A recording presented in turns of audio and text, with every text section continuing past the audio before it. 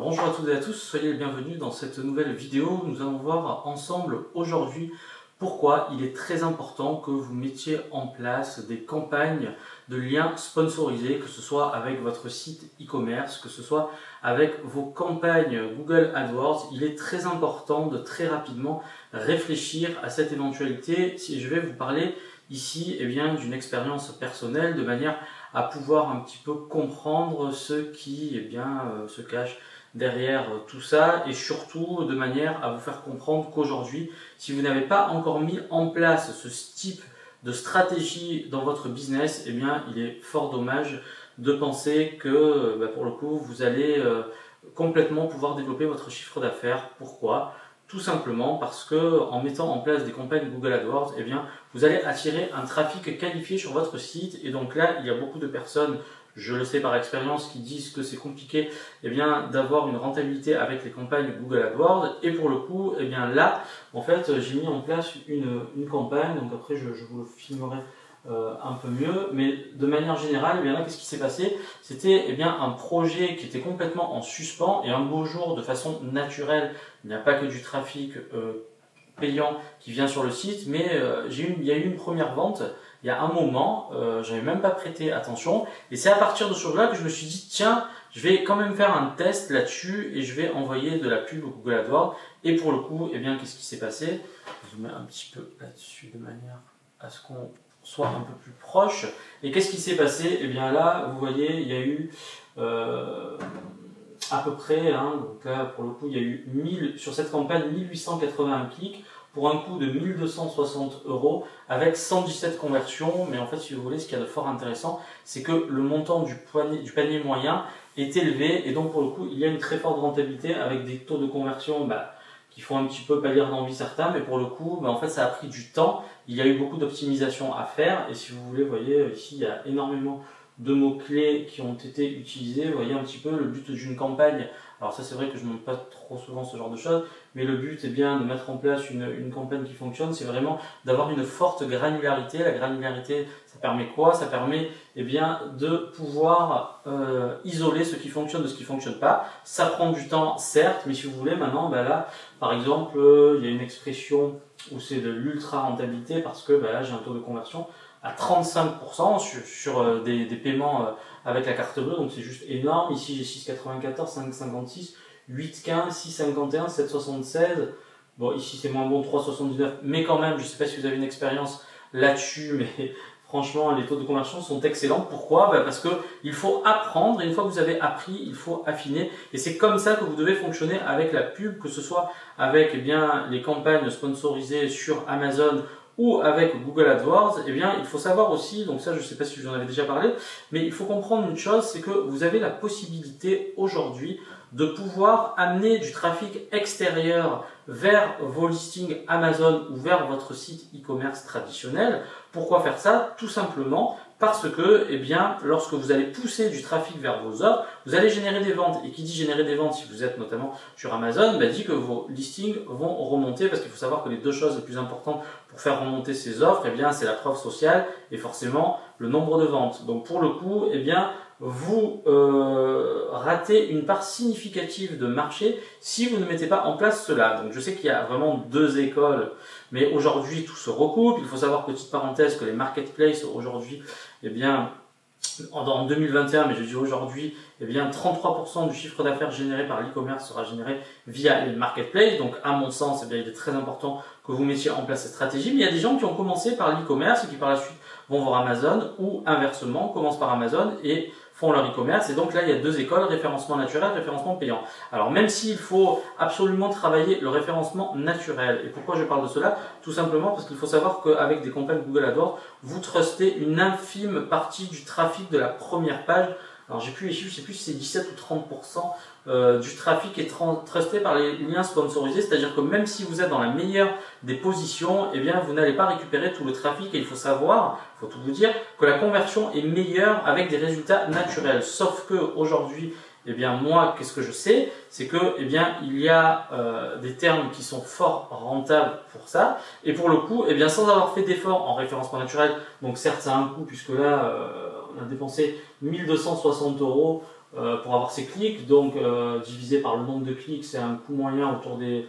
J'ai pas pris la calculette, mais je crois que c'est autour des 0,70 à peu près, il faudra que je fasse le calcul.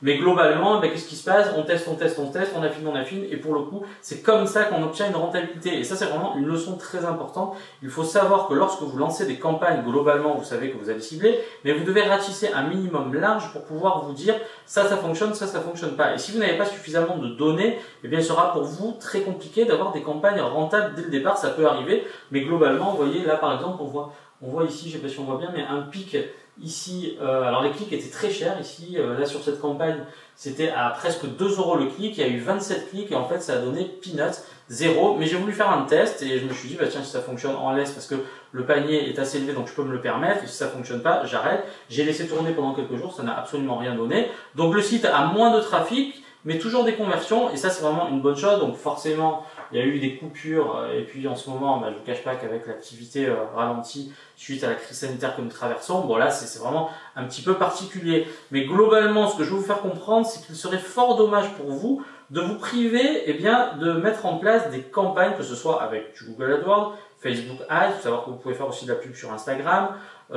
Si vous adressez aux pros, vous pouvez faire de la pub sur LinkedIn. Donc essayez vraiment de capter le trafic partout où il se trouve, c'est très important. Et ensuite vous allez procéder par élimination. Et je vous assure que de cette façon-là, vous avancerez beaucoup plus vite. Donc moi vraiment l'objet de cette vidéo et le message que je vais vous faire passer, c'est que pour le coup il serait fort dommage de vous priver de tout cela parce que là vous lancez un site.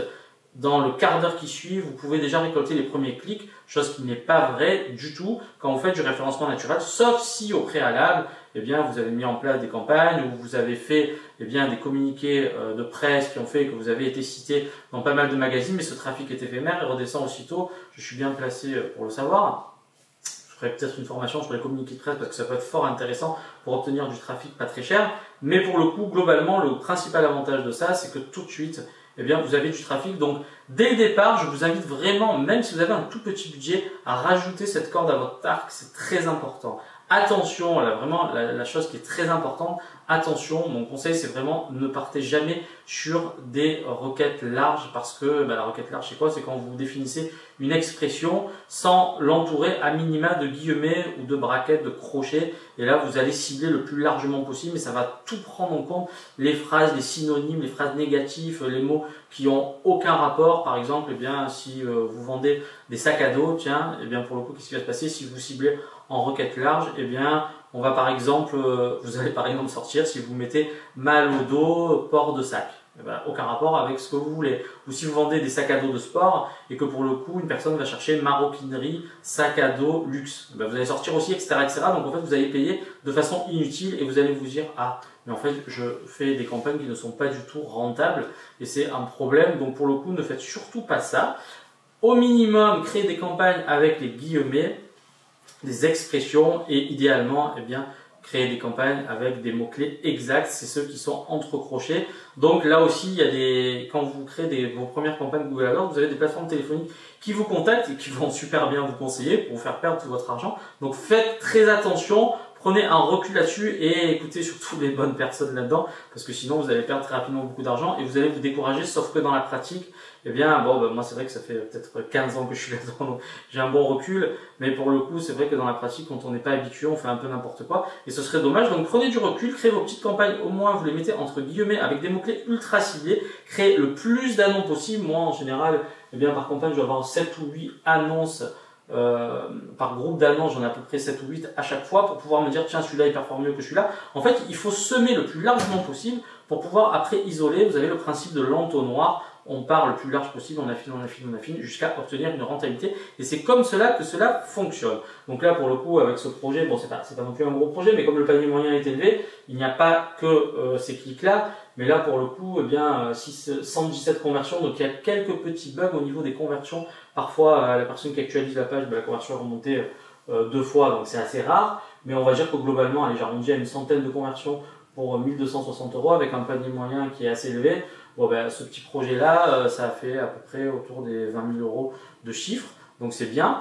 Mais pour le coup, voilà, ce que je voulais vous dire, c'est que simplement, en vous donnant les moyens et en vous investissant, à un moment donné, ça paiera. Et pour le coup, peu importe l'activité e-commerce que vous mettez en place, il est très important dès le départ de penser chiffres parce que quand vous avez des données en main, vous savez exactement où vous allez et vous ne perdez pas 6 mois, 1 an à référencer votre site de façon naturelle pour à un moment donné vous rendre compte que finalement, eh bien, la conversion n'est pas celle que vous espériez. Et pour le coup, eh bien, vivre tous les mois, ça coûte aussi de l'argent. Essayez d'y réfléchir. Et puis en plus de ça, eh bien, le référencement naturel n'est pas une science exacte. Si vous tombez sur les coups près d'un algorithme, d'une mise à jour algorithmique et que boum, votre site eh bien, se fait balayer de l'index de Google, eh bien, vous allez perdre beaucoup d'argent. Attention, là aussi, c'est vraiment du cas par cas, mais globalement, la plupart des gens qui me suivent eh bien, n'ont pas des multinationales, donc globalement, c'est à la portée de tous, et c'est la raison pour laquelle je vous ai fait cette vidéo.